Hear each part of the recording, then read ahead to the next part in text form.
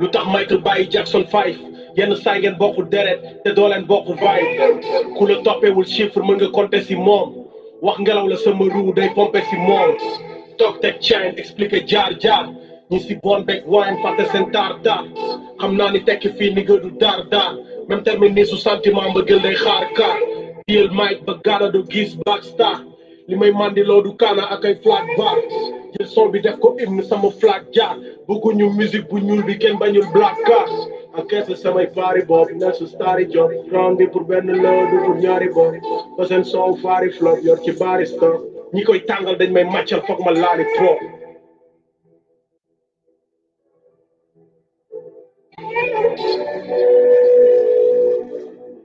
jaajëf papi jaajëf papi Mor Baye Mor jaajëf siyaar naa la ku dugg rek na partagé ah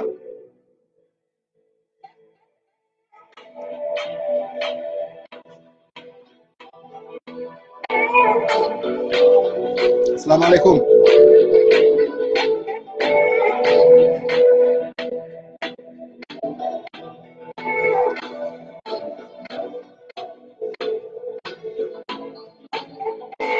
musu sabone la mo taxo na ngay guuroo ki lay sang sutura ak ki lay muuroo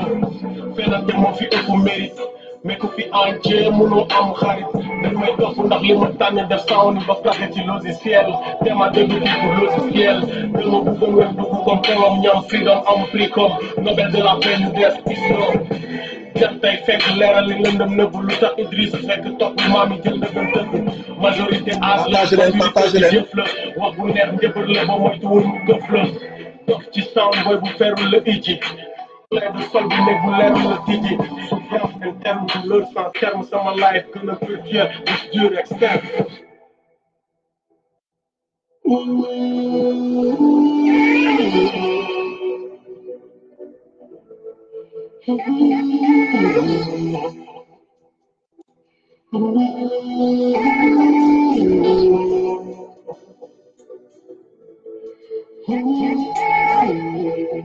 partagé jaa ngeen jëf siyaar naa leen sama gars yi partagé leen vidéo bi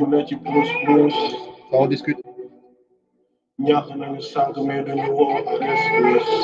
ay gars yi dugg si partagé leen vidéo yi métti dinañ xaal yoon ñu gën a xuus jaa ngeen jëf waay jaa ngeen jëf méritocratie de la daax ku dugg rek na partagé jàpp leen ci ñu tàmbale suñu live bi yaar naa ñëpp ah Papi Baye Mor Zap Baye Fall yéen ñëpp yaar naa leen 9 partagé leen ku dugg rek na partagé comme ça affaire yi yaatu waaw aywa bismillah ñu partagé na yaatu comme ça ñu ñi ñëw su ko defee ñu waxtaan tey dama bëgg waxtaan ak xale yi waxtaan ak suñu rakk yi waxtaan ak suñu jarbaat yi ak suñu ñees yi ak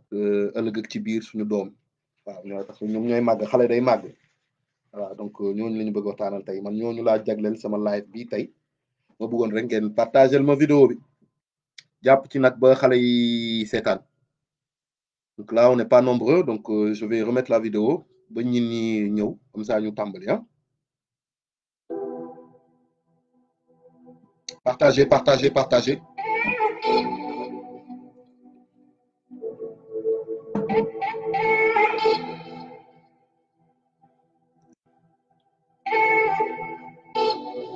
partagez partagez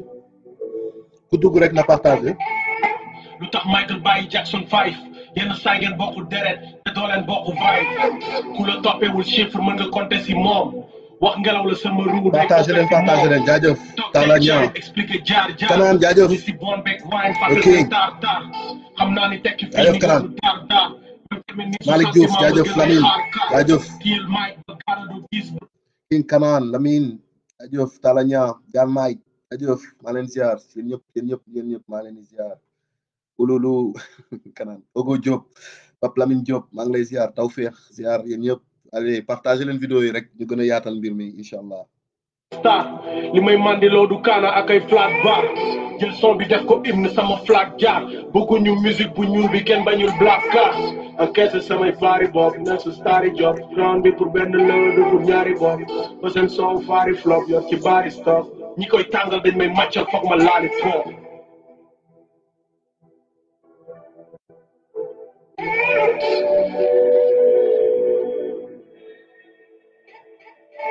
partagé leen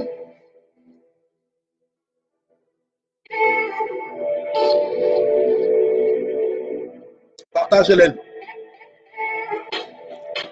am na ñu ma gisagul nag am na ñoom Sakina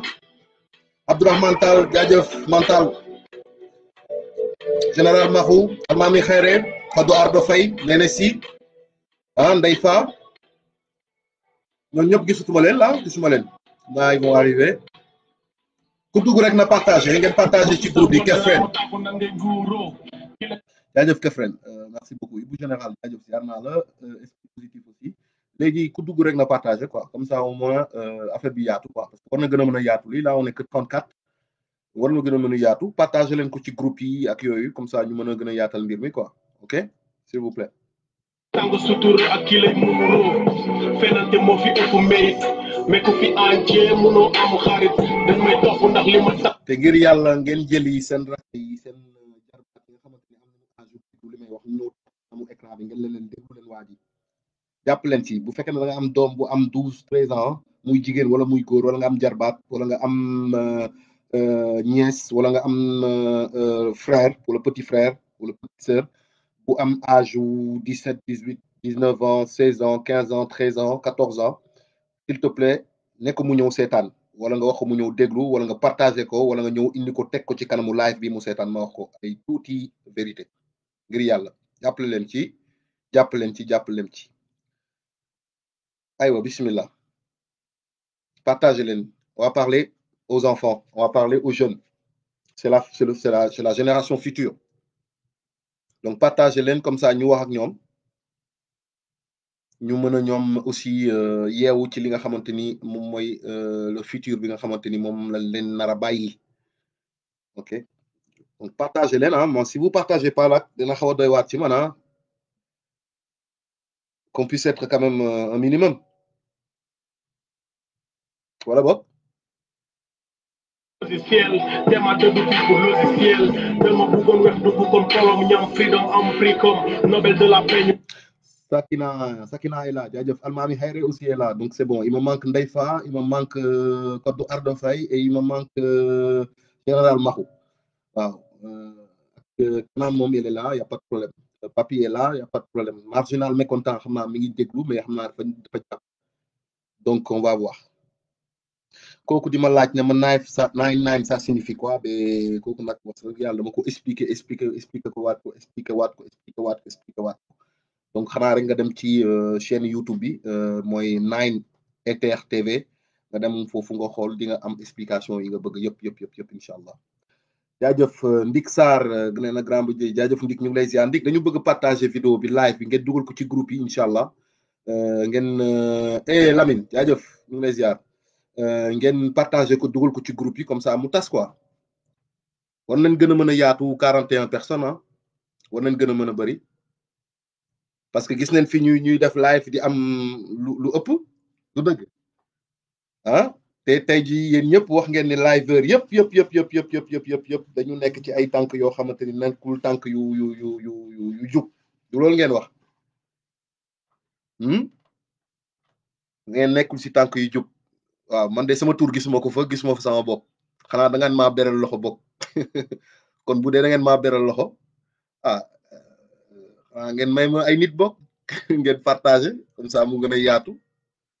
waaw mu gën a yaatu incha allah comme ça ñu gën a mën waxtaan rek xale yi laa bëgg waxtaanal donc ku ci am sa jarbaat wala ku ci am sa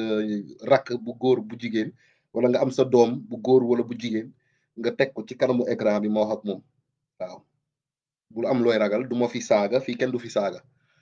kenn du fi wax yu dépassé wax yu ñàkk teggin donc bul am looy ragal tegal xale bi rek incha allah ci kanamu écran bi mu déglu tuuti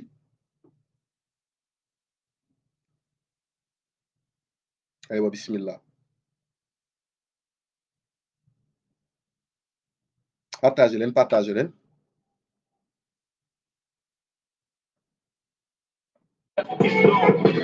jantay fekk leeral ni lëndëm nëbb lu tax Idrissa Seck toppul maam yi jël ndëndëm dëgg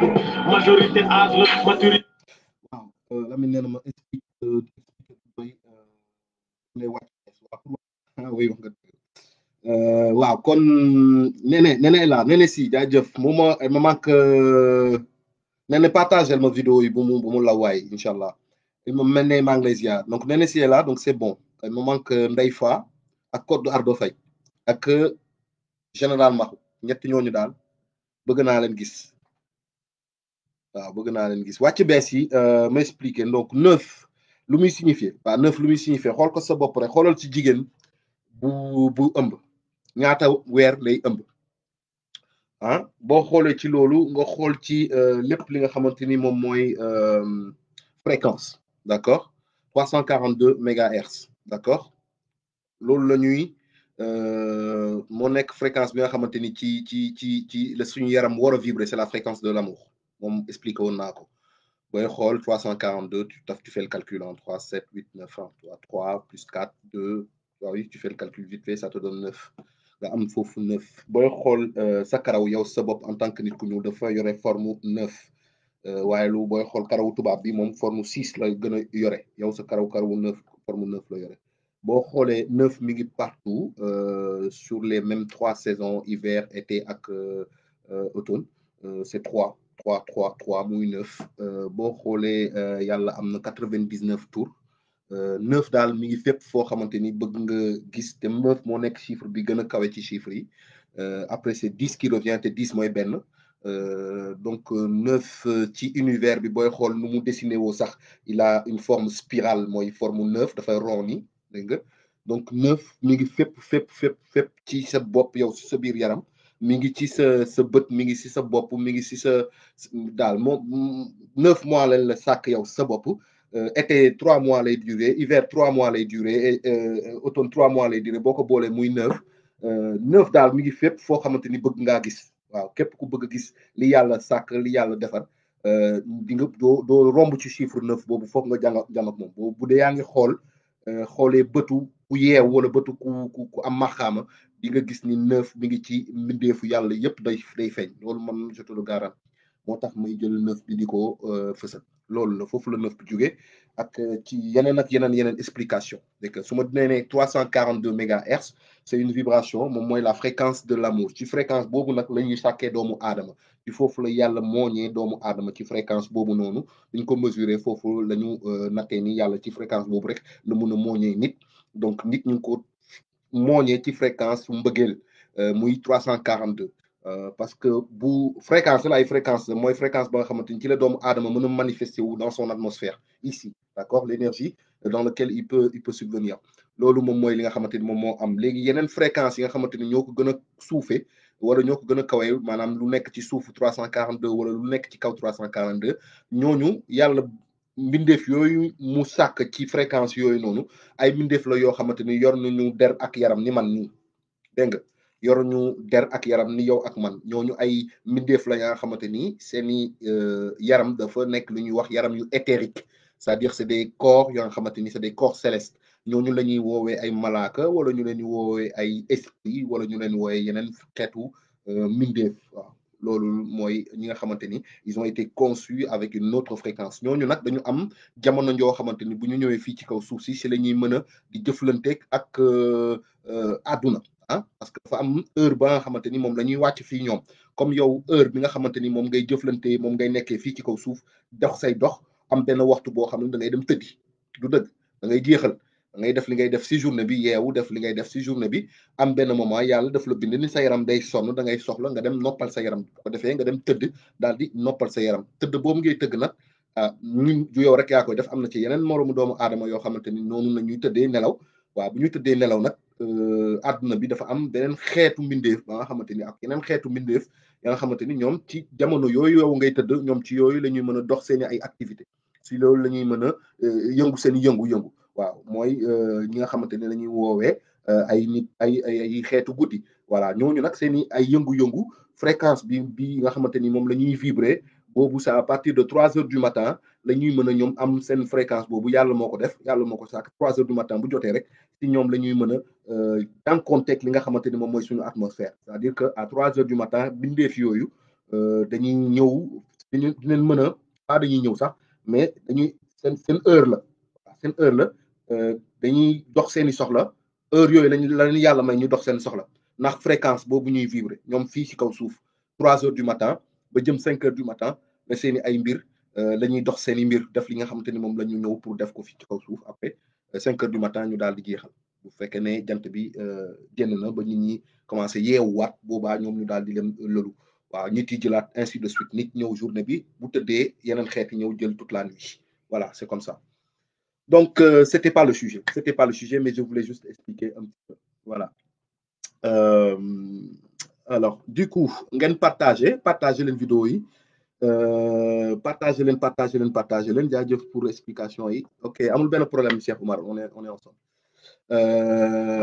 booy xool pour yokkal la ci sax 99 turu yàlla yi waaw mu ngoog loolu la doy na kéemaan donc ça explique tout quoi donc voilà donc ñu maa ngi nuyu ñëpp di ziar ñëpp mbokk yi di leen nuyu kenn ku nekk sa ak sa sant di leen jaajëfal di leen nuyu et puis di leen remercier ci seen présence fii ci sama live yi léegi dañ koy def samedi parce que man liggéey bi moo tax mais dinaa ñëwaat ci jeudi yi incha allah liggéey bi rek moo tax incha allah defuñu live jeudi donc on a décalé samedi léegi ça fait 3 live wala 4 live ñuy def ñu koy def jeudi yi ñu koy def samedi yi pardon maa ngi ci jégalu bu baax parce que nañu tàmmoon live fu comment on appelle ça live fu jeudi yi di ci jégalu nag bu baax quoi voilà donc di nuyu ñëpp encore une fois di leen di rafetlu seen ci live ah donc xanaa rek attendez je vais brancher mon chargeur parce que je manque de batterie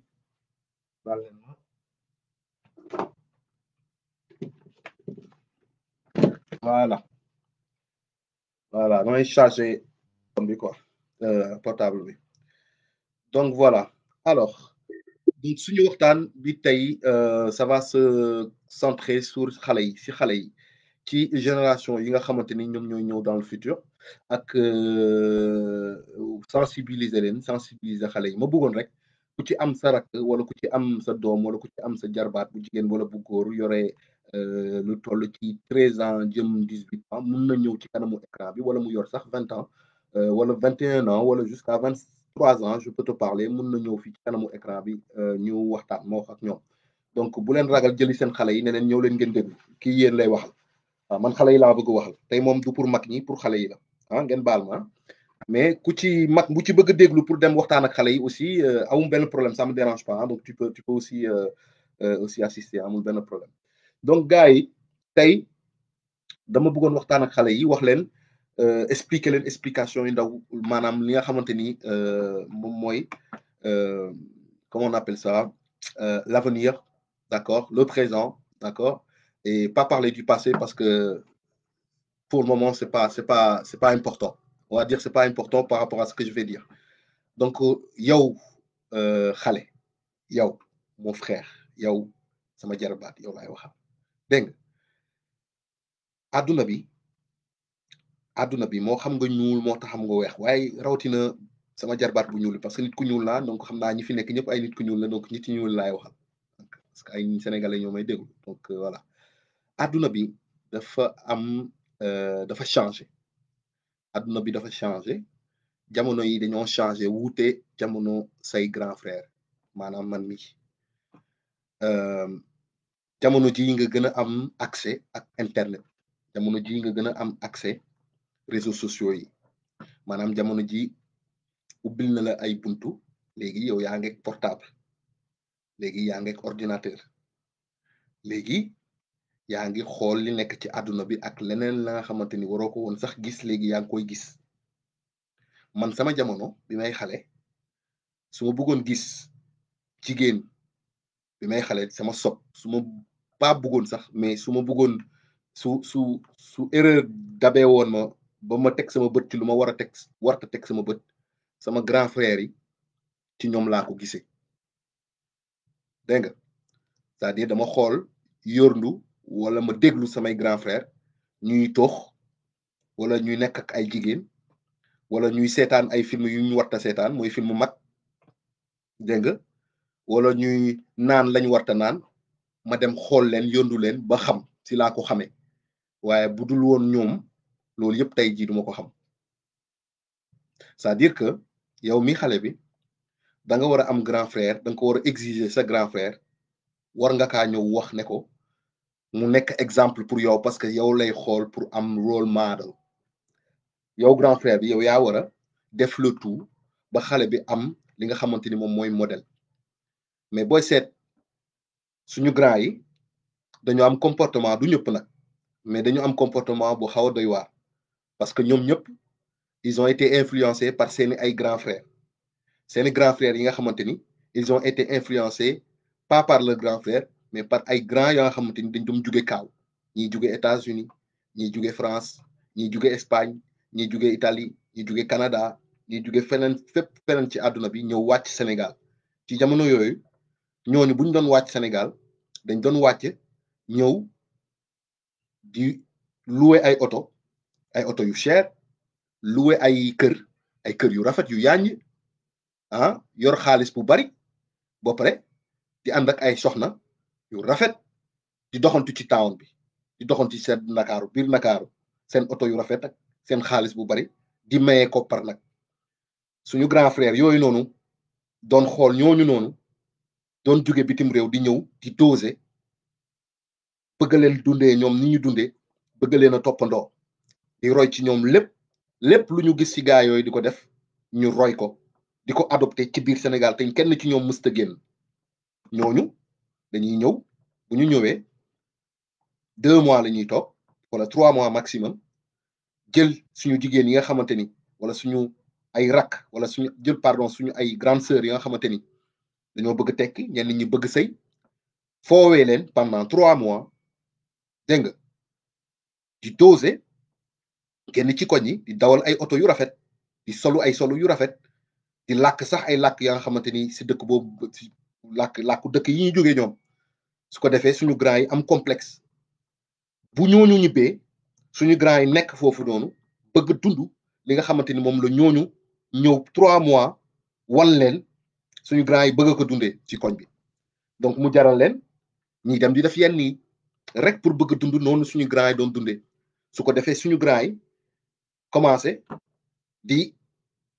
teg ay dil di linjaa di sàcc ñii di dile ñii di jaay drogue yaa ngi dégg ñii di def proxénétisme ñii di cambriolé ñenn ñi sax nekk ay chef de gang ba mujjee nekk gangster ñooñu mooy ñi ci gën a fës ñeneen ñi nekk ci kàttum xaalis ñeneen ñi nekk ci proxénétisme ñeneen ñi nekk ci lépp luy dóor di dóor martu maanaam escroquerie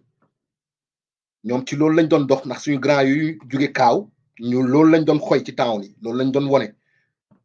exemple yooyu moom la ñu royee ci gaa yooyu noonu bu ko appliqué te gaa yooyu dem nañu ñibbi ñoom ñu des ci town bi di appliqué loolu noonu ci biir koñ bi su ko defee ñun jeunesse bi ñun jeunes yi ñun ñi nga xamante ni ñu ngi judd 79 80 ñu leen di xool gaa yi dañu am classe gaa yi suñu grand bi jantal la grand bi waaye moom Levi's rek lay sol grand moom Oxford grand bi moom ay McJams lay sol kërëb xam nga grand bi man grand bee laa bëgg a mel grand bi lu mu am yëpp dama ko bëgg lu mu am bëgg a mel yëpp dama ko bëgg a mel ñu toppandoo grand yooyu ñuy gis grand yooyu di teg ñu bëgg leen ñun toppandoo ñun tamit bëgg a mel ni ñoom bëgg sol liñ doon sol am liñ doon al di lóor ci xale yi comme noonu pour lóor ci xale yi mooy foowee xale yi du takk xale yi de foowee xale yu jigéen yi ñu leen di seetaan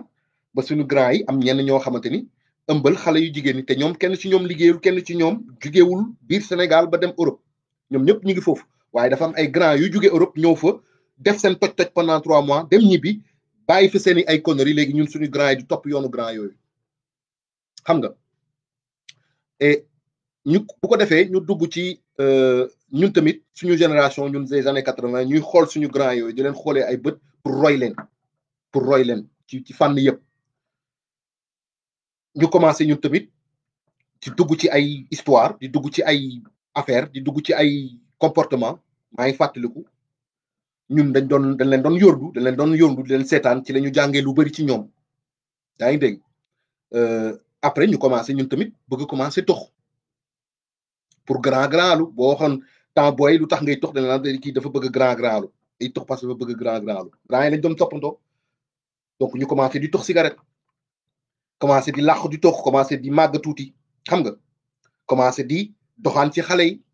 jàpp ci xale yi bëgg nag tëddee xale yi comme ni ko suñu grand yi defee parce que kenn waxuñu kenn expliqué wuñu ni da nga war a xaar ba mariage nga takk sa jabar da nga am ak ay moom ak doom quoi ñun pour ñun c'est normal nga am 18 ans di am ay gel di dóor ci gel yi yaa ngi dégg parce que kenn mësuñoo wax loolu suñu grand yi expliqué wuñu suñu parents yi amuñu jot suñu parents yi ñu ngi liggéey bu paa bi ñëwee wàccee direct day ñëw nuyoo bu nuyoo ci gàll bi yéeg ci kaw dem toog mère bi sedd ko reer yow ko ci kaw mu dem reer le lendemain mu génn gàll bi dem joobi ñun paa bi buñ koy gis mooy buy ñëw bu wàccee liggéey buy ñëw ñibbisi bu ñibbisee ñun ñëpp ñu daw paa ñu dem langaamu mu nuyu ñu fóon ñu vite fait ku si nekk dem doxi sa soxla mu yéeg ci kaw toog foofu après ñun duñ ko gisaat ba le lendemain buy dem liggéeyi le matin ñun ñuy dem jàngi école mu génn dem liggéeyi après quand on va le revoir c'est le soir quand il rentre à la maison et il fait la même chose week-end bi bu ñëwee du am temps pour foo ak ñun temps bi da koy jël ak ay xaritam ak ay mbokkam yu ñëw di ko seet si les week-ends ñu nekk si salon bi wala nekk seen cours ñun ñu nekk di foo autour mais y a pas de temps pour nous les enfants yéen ñëpp xam ngeen li may wax ni yéen ñëpp ñi am famille sénégalaise vous savez très bien de quoi je parle c'est très rare nga gis suñu paa yi di foo ak ñun xale yi dëggantaan bu ma ne foo mooy foo dëggantaan xale da ngaa war a foo ak moom sa doom surtout da ngaa war a foo ak moom du jëndal ko cadeau rek moo koy faj xale du danga koy jëndal cadeau rek bàyyi ko da ngay jënd cadeau bi nga foo ak moom da ngay jënd cadeau bi nga toog nga foo ak moom ne serait-ce que 1 heure de temps c'est très important pour le développement d'un enfant malgré que loolu soo koy wax da nga naan non loolu du jóge sénégalais wala du jóge africain mais y a pas de jikko africain pour bien faire c'est bien faire nit mooy def pour yàlla def pour def lu baax def yëfu nit la du affaire africain européen def lu baax yëfu nit la te toog ak sa doom di foo ak moom wan ko ni bëgg naa la wan ko ni bëgg naa nga màgg doon lu baax wala doon lu sell wala doon lu jub loolu ci jaamu yàlla la bokk te yaakaar naa loolu yëfu nit la su ko defee suñu grand yi ñu toppandoo leen ba ñun suñu génération bi mon petit frère c'est à toi que je parle suñu génération bi ñun ñu commencé di dox ñu commencé màgg di doxaan ci xale yi ba pare nag bëgg àgg ci xale yi ba am ci ñoo xamante ni sama ay frère sama ay morom yoo xamante ni jot nañoo sax tooñ doomu jàmbur yu jigéen waaw di jëflante ak ñoom ba xale yooyu wan ci lor dégg nga ba xale yooyu wan ci lor yàq seen avenir waaw am ñoo xamante ni jaara nañ fa musuñoo am jëkkër ba léegi nii yaa ngi dégg am góor yoo nga xamante ni ñoom fa la ñu jaaree aussi xaw a am tuuti ay problème pour mën a xam nga réussir dans la vie parce que dañu teel a am ay doom ndax loolu dañ ko gis suñu grand frère lañ ko gis ñu koy def ñun ñu ne garaawul mun nañ ko def ñun tamit man damay bañ loolu ngeen dox ci yéen xale yi muy jigéen muy góor dama bañ loolu nekk seeni ay tànk wala nekk seen jéego bu weesoo loolu sax bu weesoo jigéen yeeg cigarette bi ñu doon tox am na aussi arnaque yi ñu doon teg maanaam linjaa yi ñu doon teg dil yi ñu doon teg xam nga ngir mën a am xaalis ngir mën a dem baali ji wala mun mën a dem cotiser football wala yu demee noonu quoi yooyu yëpp noonu doon loo xamante ni ça vient pas de nous du ay valeurs yi nga xamante ni suñu ay valeurs la yoo xamante ni suñu ay maam ñu ko fa bàyyil dañoo toppandoo ay nit ñu jóge bitim réew te xamuñu ci dara ñu jël ay comportement suñu grand yi comporté woo ko ñu jël comportement yooyu adopté ko ba tey jii ñu ci bëri ci ñun bu ñu amul ay problème psychologique ñenn ñi am nañ ay problème physique ñeneen ñi dañu am ay problème spirituel ñeneen ñi am ay problème d'ordre am ñoo xam ne amuñu problème gars mais am nañ ci bëri ñoo xamante ni dañu am soit problème psychologique ñenn ñi problème physique la ñu am ñeneen problème physique la ñu am ñeneen ñi problème spirituel la ñu am parce que on a été mal guidé dañu topp ñoo xamante ni suñu ay grand yoo xamante ni erreur la ñu def di topp ñeneen ñoo ñu doon topp ñeneen yaa ngi dégg suñu paa yi ak suñu yaay yi daal di xaw a bàyyi seen loxo ci éducation bi tuuti parce que ils se sont dit à un moment donné que les grands frères allaient assurer justement leur rôle à eux sauf que les grands frères n'ont jamais assuré les rôles de parents grands frères yi musuñu assumer rôle boobu grands frères yi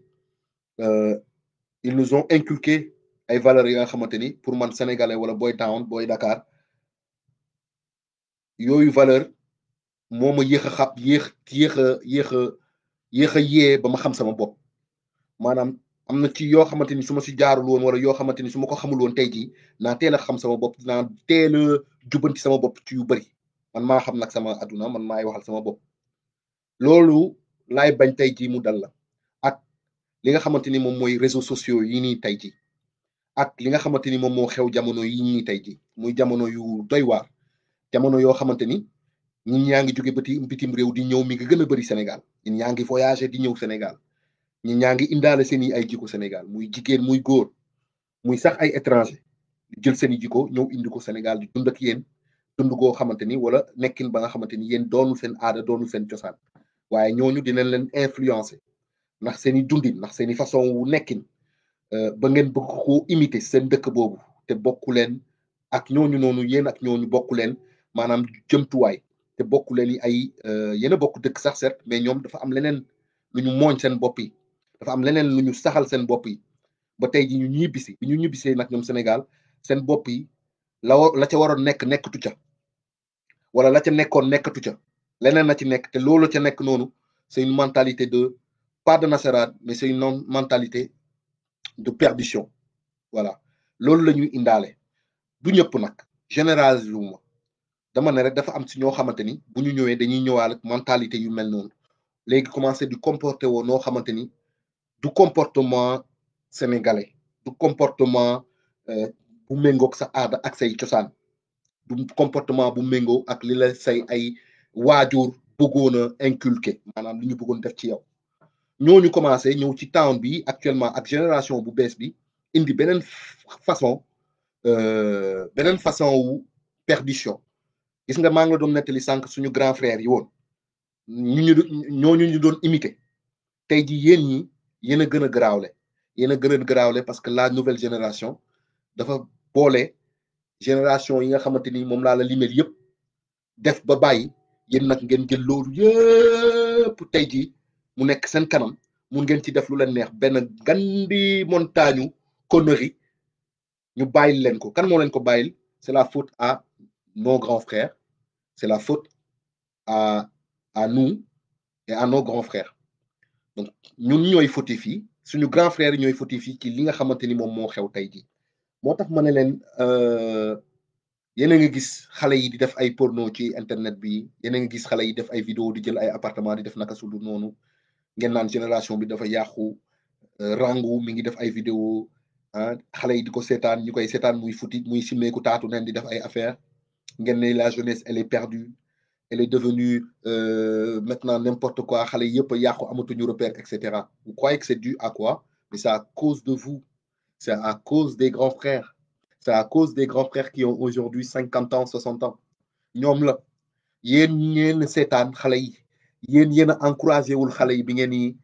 nekkee seen ndaw bi ngeen doon gis booy yi am tuuti création doon leen woon encouragé pour booy yi mën a avancer ci seen xarañte yéen a leen woon exemple yu bon yéen a ñëw yéen a jóge kaaw yéen a doon wàcc ci ak seen troc yi yéen a doon wàcc ak seen veste en cuir yi yéen a doon wàcc ci di dem ci baar yi di yëngal di toj town yi xam nga ku leen gis foog ne vous êtes des millionnaires alors que ci kaaw gi bu ngeen ñibbisee ñi ñëpp xam ngeen ni ngeen dundee fii ci kaaw gi mais doo leen ko wax sénégalais yi da ngeen doon ñëw di leen gëmloo loo nga xamante ni nekkul woon maanaam yéen da ngeen tekki su ko defee ñoom ñu foog ne ñëw fii mooy tekki nga su ko defee ñoom ñu foog ne il faut à tout prix ñu jéem a dund life bi nga dund yow pour ñoom ñu mën a happy c'est vous les fautifs vous êtes les fautifs et nous les fautifs de cette génération là yéen a ñu yàq ñun ñu yàq xale yi nga xamante ni ñoom ñooy waaj a ñëw loolu moom mooy la vérité xale yi nga xamante ni ñoom ñooy màgg ji dans le futur xale yi nga xamante ni ñoom ñoo nekk au Sénégal actuellement ñoom ñoo nar a nekk ay magum jëm xale yooyu yëpp tey jii bu ñu màggee am ñu ci bon wala am ñu ci def naka su dul noonu c'est notre faute à nous parce que nous leur avons montré le mauvais chemin nous leur avons pas montré le bon exemple ku ci nekk na xoolaat boppam ndaxte génération du roy ci lu dul génération ba woon ba ko weesu donc ils ont regardé ce que nous avons fait moi les nouveaux rappeurs là que je vois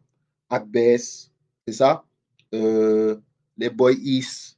les boy kan Ngaaka Blindé ak kanati Omzo Dollar ak kanati tous les nouveaux rappeurs rek boy yu bees yi nii ah yi door a xew nii ñoom Canabasse ak kanati ñoom Dip Doundou tous ces boys là toutes ces générations là ñoom dañu xool ci génération wu ñoom ñoom Sen Kumpa la génération de Sen Kumpa la Boops ah dañu xool ci génération wu ñoom Matador ñoom Fou Malal ok ñoom Simon d'accord dañu xool ci génération wu ñoom Kansi ñoom rappeurs yu mag yi rek les anciens les Daara J dañu xool ci génération PBS Pifras et cetera ils ont regardé ce qu'ils faisaient au niveau de la musique pour aujourd'hui bah faire justement la musique mais à leur sauce mais sauf que booy yéen leen di dégg ñu ngi saagante ci rap bi actuellement ñu ngi wax ay waxu drogue ci rap bi man mosuma dégg sénégalais ñuy rap di wax drogue dama koy jël di ko jaay man damay jaay drogue kërëb kërëb mosuma ko dégg mais damay déglu booy ak bees je suis des fois choqué xam nga ci ay propos yu muy wax quoi après j'ai écouté ni il a un petit vécu ni dem na xaw ma prison mais booy la quoi tu vois et génn na bi mu génnee prison moom bon voilà après li ko fa dugal explique na ko vite fait j'ai compris mais pourquoi quand tu es sorti que tu as changé de vie d'après ce que tu dis tu continues dans tes sons à vendre ou à vouloir mettre ça dans la tête des jeunes qui t'écoutent affaire de drogue quoi yee ak bees yow laay waxal booy ak bees à toi que je parle aux jeunes donc je vais te parler